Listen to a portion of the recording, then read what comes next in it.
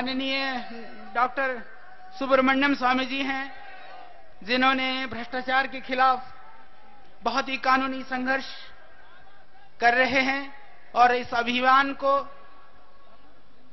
राष्ट्र अभियान बनाते हुए लक्ष्य तक पहुंचाने में आप लगे हुए हैं।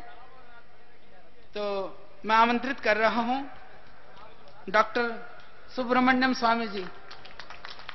हमारे परम श्रद्धेय संत इधर मंच पर हैं। उनके शुरू में स्वामी लगता है, इनके बाद में स्वामी हैं। वो भी संघर्ष कर रहे हैं और ये भी लगे हुए हैं।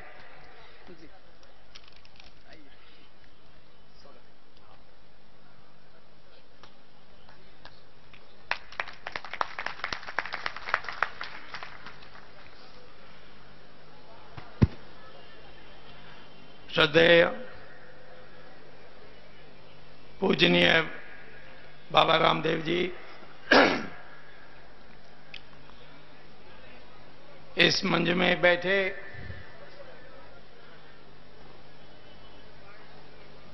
पूज्य स्वामी जीगल और नागरिक, प्रतिष्ठित नागरिकों, और यहां एक महासमुंदर में बैठे देश की जनता।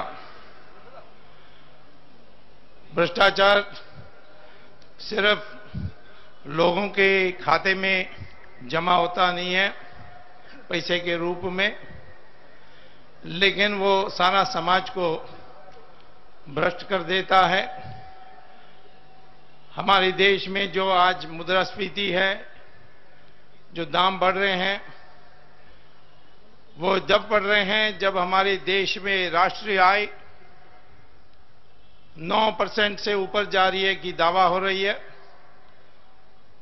उस समय दाम बढ़ने का एक ही कारण है कि जो पैसा है, जो जिन लोगों ने भ्रष्टाचार किया है उनके हाथ में पैसा है, वो जमाखोर करते हैं या जमाखोरियों को पैसा देते हैं और दाम बढ़ने के बाद फिर बेचते हैं। फिर जो जमा करके रखे हैं, होर्ड किया है, उसको बाहर निकालते हैं। इसी प्रकार से इस देश में जो भी अपराध होता है उसमें सुपारी लगाते हैं, उसमें भी भ्रष्टाचार का पैसा लगता है। लेकिन जो 2G स्पेक्ट्रम हुई है, लोगों को अभी तक समझ में नहीं आई कि ये 1G, 2G, 3G क्या है।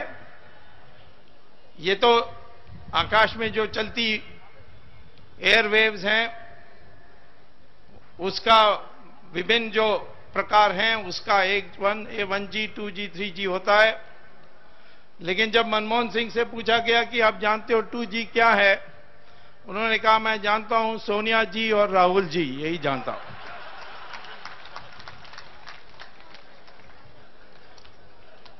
सुप्रीम कोर्ट के कारण आज राजा जेल में बैठा है। राजा तमिलनाडु का राजा है, लेकिन दिल्ली में भी रानी है। वो कोई कम नहीं है इसमें। उसके संरक्षण में ही राजा ने ये सब किया है। इसीलिए कई लोगों को पकड़ना है। और जब तक इस तरीके से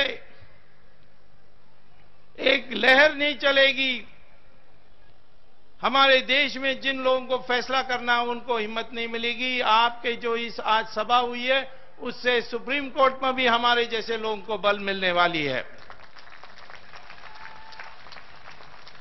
हम तो पीछा किसी का नहीं छोड़ने वाले हैं। और इसीलिए मैं आपको कहना चाहता हूं कि ये जो घोटाला हुआ है 2G का, उसमें 1,76,000 करोड़ रुपए की नुकसान हुई है।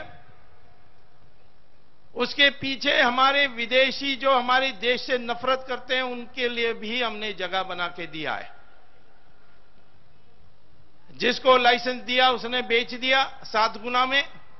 किसको बेचा? पाकिस्तान के ISI के कंट्रोल में जो कंपनी है उसको बेच दिया है। और उसी प्रकार से दूसरे ने 8 गुना दाम पर बेच दिया अपनी लाइसेंस जो उनको दिया गया।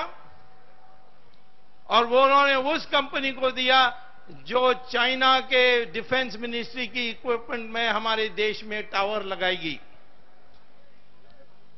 राष्ट्रीय सुरक्षा के लिए इनको कोई चिंता नहीं। इसीलिए भ्रष्टाचार बढ़ते जाएगी तो देश भी डूबेगी। और मैं यही कहने के लिए आया हूं कि स्वामी रामदेव ने ऐसा कमाल की काम किया है इस देश में जनता को जोड़कर। ये हमारी इतिहास में साधु संतों का काम था, उन्होंने अपनाया है। साधु संतों की दिशा मार्गदर्शन के बिना कोई राजनेता कुछ नहीं कर सकता, कोई भी कुछ नहीं कर सकता है। इसीलिए राजा भी संतों के सामने नमस्कार करता था। ये हमारी परंपरा है, वो परंपरा आनी चाहिए। उसके साथ सनातन धर्म, जिसमें भौतिक विकास होने के साथ हमारे मूल्यों जो हैं, हमारी जो आध्यात्मिकता है, उसको भी भूले ना, उसका भी समन्वय करके ही हम पैसा बनाएं। पैसे की लालच पर ना रहें, तभी भ्रष्टाचार दीर्घकालीन में मिट सकती है। इसीलिए हमारे देश में साधु संतों की सहारा पर चलनी चाहिए। और आज देश में चमक रहे हैं एक साधु संत तो बाबा रामदेव हैं, जिन्होंने जाकर इंग्लैंड में एक द्वीप को खरीद लिया है। लोग कहते हैं थोड़े दिन में सारा इंग्लैंड को खरीद लेंगे। जो इंग्लैंड आकर हमारे देश को लूटा, 100 साल राज किया, एक बाबा रामदेव ने उस देश का बेड़ा गर्क करने के लिए, देश के लिए बदला लेने के लिए उन्होंने अपने साधु संत की भावनाओं से किया है। मैं तो सोचता हूं एक दिन सारा इंग्लैंड हिंदू बन जाएगा, वो बाबा रामदेव के कारण बन जाएगा। तो इसीलिए मैं कहूंगा, स्वामी जी संघर्ष करो और हम सारा पूरा पीछे खड़े हैं, आपके साथ चलेंगे। देश में, दिल्ली में नया राजधानी बनाएंगे इस देश को ऐसा राजधानी बनाएंगे कि जैसे पूर्वज में लोग कहते थे कि इतना शुद्ध और अच्छा देश कोई नहीं है, सोने की चिड़िया कहा जाती थी, वो देश को वापस लाने के लिए हम प्रयास करेंगे। परंतु हमें नेतृत्व चाहिए और आज नेतृत्व मिल गई है बाबा रामदेव का। उनका जय हो, आगे बढ़िए।